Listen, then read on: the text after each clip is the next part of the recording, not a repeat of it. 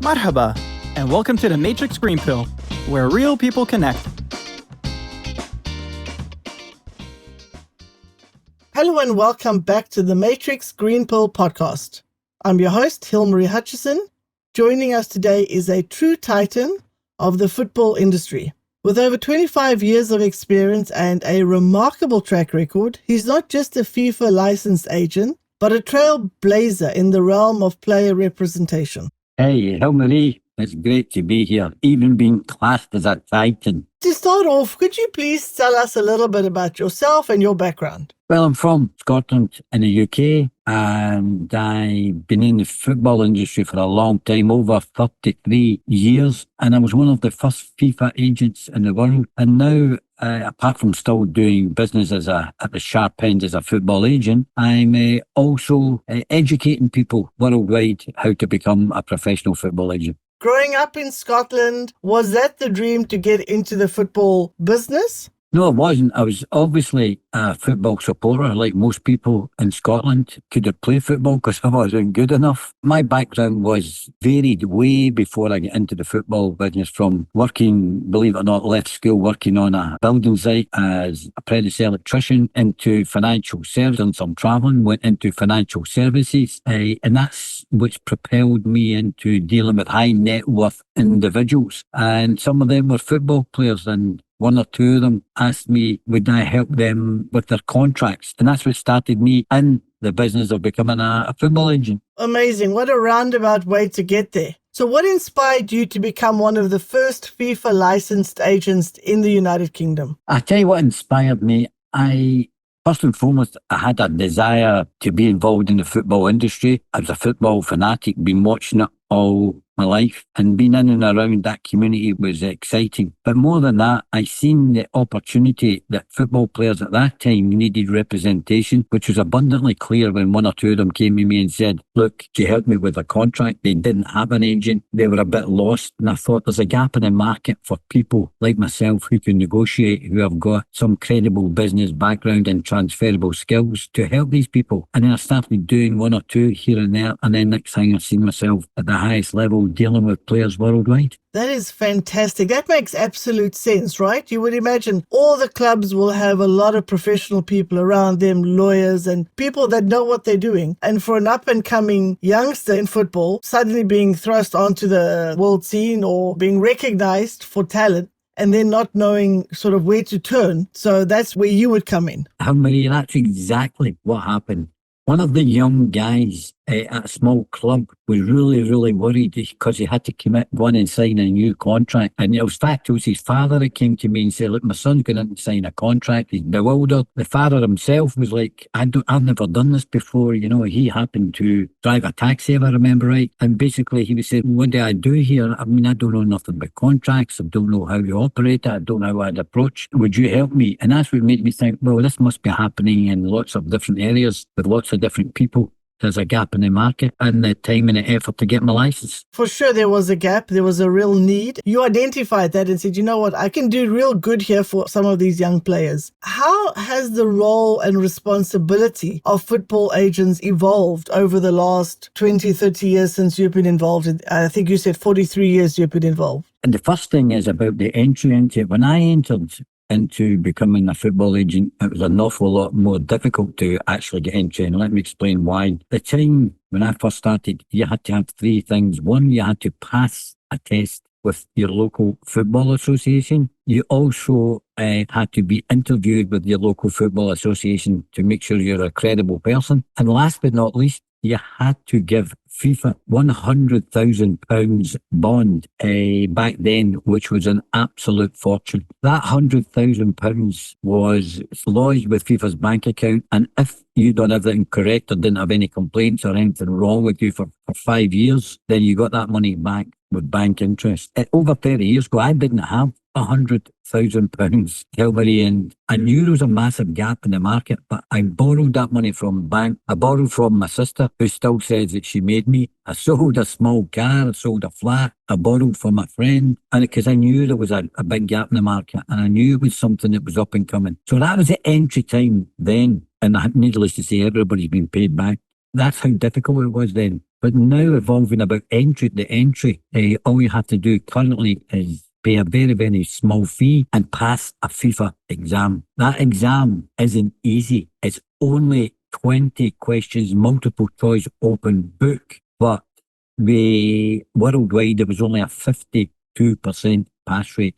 So that's the difference with the entry. But the job itself has changed dramatically. Like any business and anything's evolved. The players are different from where they were when I started 30 years ago. The attitudes of clubs are different. The attitudes of players and coaches are completely different. And that's just the way of the world. Things change and you've got to go with the change. Help me. In some ways, it's got easier, and in some ways, it's got more difficult. And my goodness, £100,000 all those years ago. I mean, you must have been so sure that this is what you wanted to do, that this was going to work. To, as you say, sell everything off, beg and borrow from everybody to make sure that you got into this. So well done that you stuck to your guns and got in. And as you say, then things have evolved. Now, in the old days, you had to pass the test with a local football association and got interviewed with them to ensure your credibility. That's now stopped. Now you're doing an exam directly with FIFA, right? That's correct. And yet, even though they've lowered the barrier for entry into this, it's still not just anyone can walk in and do it. It's still a pretty hard exam to get through. It's a very, very difficult exam. You know, people thought when could you imagine when you say to somebody, it's only 20 questions, multiple choice, open book.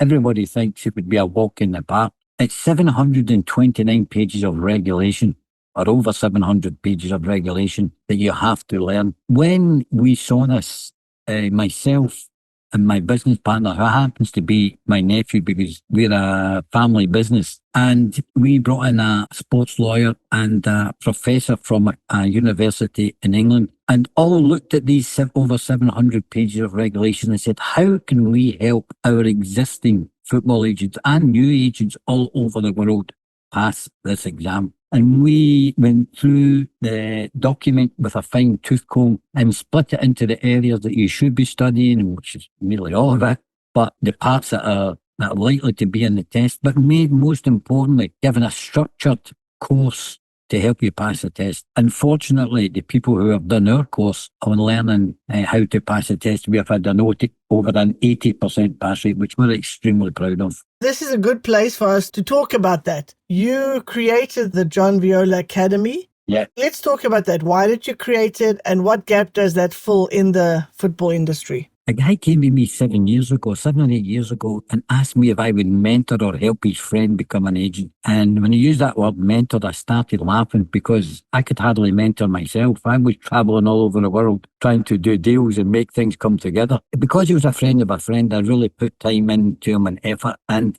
his enthusiasm was unbelievable, and it was rubbing off on me. I really liked working with him, and he started doing small deals till eventually he took a player to a Premier League club with me. And the satisfaction that I got after helping him transform his life, I thought, wow, I really like this, teaching people. And there was a business front as well because we shared business together. And that's where the John Viola Academy was born. We now have thousands of students all over the world. And the main reason, there's two parts to it. One, we absolutely love helping people, but these people we help to come into the business and transform their lives, they're making a better life for themselves and helping other footballers. So it's a win-win-win for everybody, Elmarie.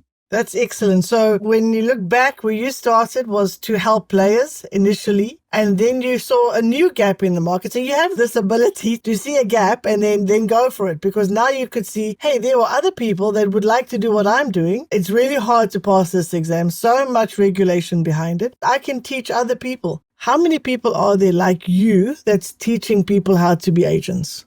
Not a lot, believe it or not, because it's quite a closed market, and now look on the internet, I only see 2 or 3 worldwide who are doing anything in a similar manner to us. Ours is different because we're actually going the extra yard. We don't just teach them to pass a test, we take them onto a mentoring part. We teach them how to scout, and then after they've passed everything, we then give them an alternative to come and join our community, to help them network with other people worldwide and clubs and players and other agents. And there isn't many people doing it. And the main reason, it's a closed shop. A friend of mine said to me the other week in London, John, what are you doing bringing all these agents into this business? I says, this is competition for you, because I'm still working as an agent as well. I said, well, I don't see any of them as competition. I only see every single one of them as a future partner, because most of them are collaborating or sharing business with us going forward. I love that you've taken that there's enough to go around. So it doesn't hurt you to help others. There's enough business for every single person that wants to come into this business. There's no need to be greedy. That there's over 200 countries that play football associations. There's enough players out there. There's enough small clubs to be doing business. You don't have to be in your own bubble, in your own country, your own city. There's plenty of business out there. What does it take for you to accept somebody into your academy? Do you have also requirements for people to meet? Well, first and foremost, that anybody can go and sit the test, becoming an agent through our courses. We're bringing them into our scouting and mentoring program, which is a 3-month program to get them started in the business. There is a requirement as we speak to them, and if we think that the person should make it, then we introduce them to our business. We normally do an introductory half-hour Zoom to see if they've got the wherewithal. Same as when I started with the Football Association a way back. It's just like having an informal chat to see if it's for them, if they've got the wherewithal, and if they're a credible character, because somewhere down the line or may be associated with our football agency. Right. So you do what basically was done to you, sort of on the local football association level. You make sure that this is a person that you want to have in this industry, that they're somebody that's going to be credible. Then how do you prepare them to take on or to become part or to get into this competitive landscape of being a football agent? Well, first and foremost, we prepare them with a basic structure of an online course about what the job is all about. That's something that's the best start of giving them the foundation of basically how to sign footballers, deal with football clubs, what's in a contract, dealing with visa. There's 14 modules, which gives them the foundation. And then we take them through what it takes to pass or help pass the FIFA exam, which, as I said, is quite difficult to say the least. And that's through an online program open for a year on demand. And then we take them through an extensive scouting program, which is magnificent. It gives them the idea about how to choose a player and recruit them. And then we finish our program by doing personal mentoring, myself and my partner, to the level where they can ask us the questions of the 50 odd years experience that we have to help them get them started in the first rung of the ladder to become a football agent. So it's a comprehensive course that will get them understanding what the job's all about, because that is a bit of a mystery, because not a lot of people talk about what our business is, because it's been a closed shop. Yes, so it sounds like you are providing, as you mentioned, extensive training, both through coursework and then also giving them this hands-on practical experience with having the opportunity to speak to you guys who are experienced at this and that you can answer all the questions that they might have. For sure. How many people have you trained so far? 1,000 people now. Amazing. So in your opinion, what are the key qualities or skills that would make a successful football agent in today's industry? One is definitely you need to have the passion for the job, just like any job. You've got the passion for being a podcaster, Hilary. You need to have the passion for the job. That's key. Hard work like anything. But this isn't a 9-to-5 job. When somebody comes to me and says, yeah, I'd love to be a football agent, I say, stop. This isn't a get-rich-quick scheme. It's not a 9-to-5 job. It's a vocation. Again, not a lot of people will make it as a football agent because it is a difficult job. But if you do make it, wow, the world's your oyster.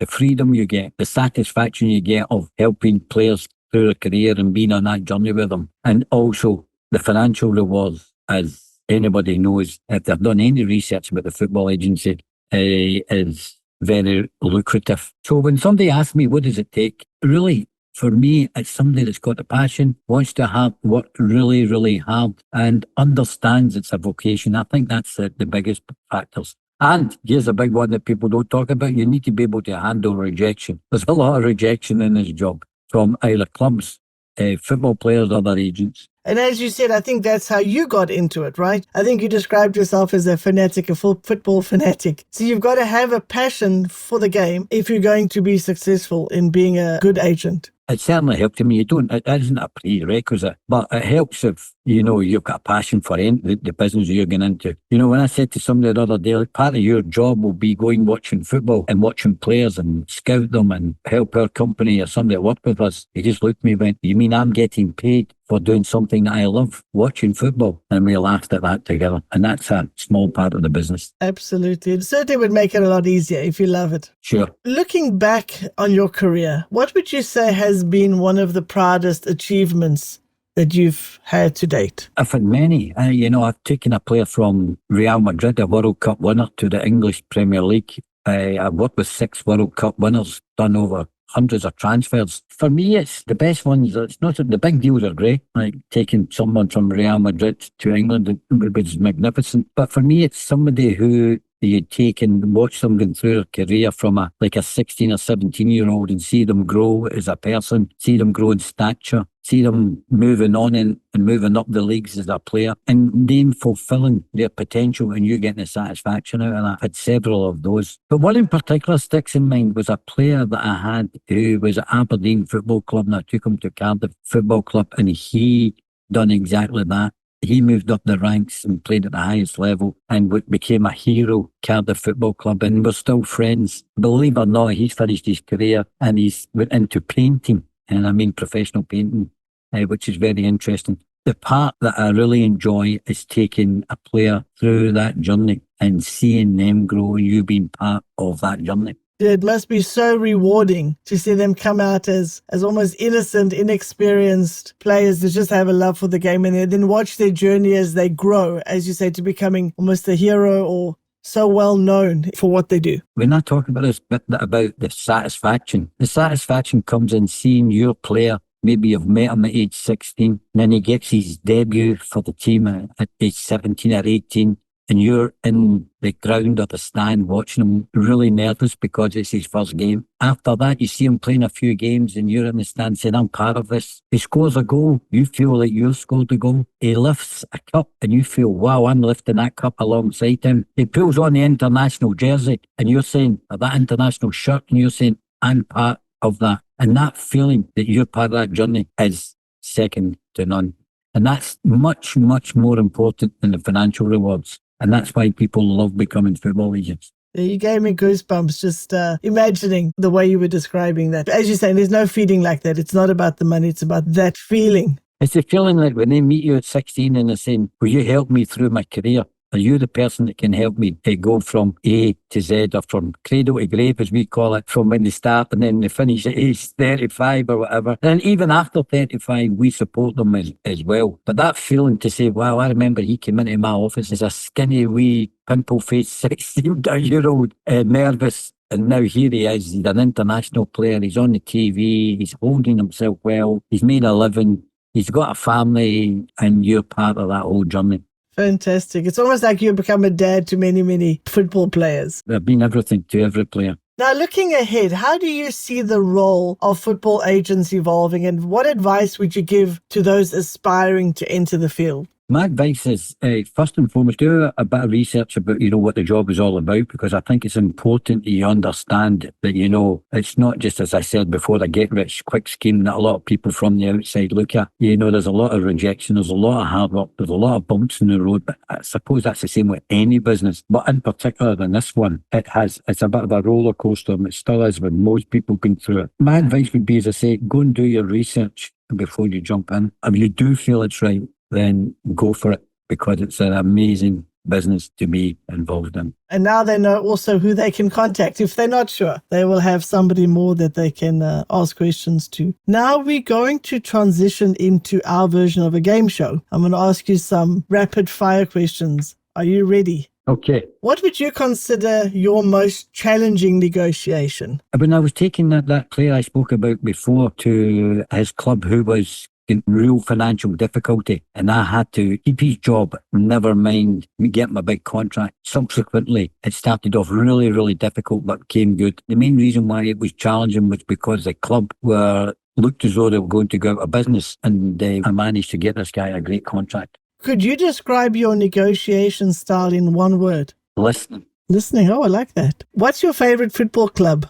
There's a famous club called Glasgow Celtic. Are you team Messi or team Ronaldo? Messi. Do you prefer matches extending to penalty shootout or extra time? I'm actually one of the ones that likes a penalty shootout. What is one thing you do every day, no matter how busy you get? At first thing in the morning, my big thing is that I open up my network channels and I spend between 15 minutes to half an hour looking for new people that I want to speak to who I can open doors for myself and my company. Well, thank you for playing along. That was easy enough. I didn't ask you anything too difficult. Now, before we wrap up, we'd like to do our green pill moment. What green pill advice would you give to your younger self? Not to worry about what other people think or say about you. I think that's excellent advice for anybody starting out in life, right? Sure, follow your dream. John, thank you so much for sharing your incredible journey and insights with me today. I've loved this conversation. I know I am no expert in this field, but I've learned a lot from you, and I think I have a much better understanding of it. And I'm hoping that these questions and this conversation will help our listeners also understand what you do as well. For all the aspiring football agents and enthusiasts out there, John's expertise is a beacon of guidance and motivation. Before we wrap up, John, could you please tell our listeners where they can connect with you and stay updated? They can come on to our website, jvacademy.net. Or JV for joint venture, jvacademy.net. Okay, excellent. Thank you. And we'll also put that in the show notes as well. Once again, thank you for being on the podcast today, John. I wish you continued success, and we'll definitely be following your journey as well. Oh, Marie, it was a pleasure. Thanks for your time. And to our listeners, don't forget to follow, share, and like to stay connected with us for more enriching conversations. Until next time, take care and keep pursuing your dreams. If you enjoy our conversations, please like and subscribe. See you next Wednesday.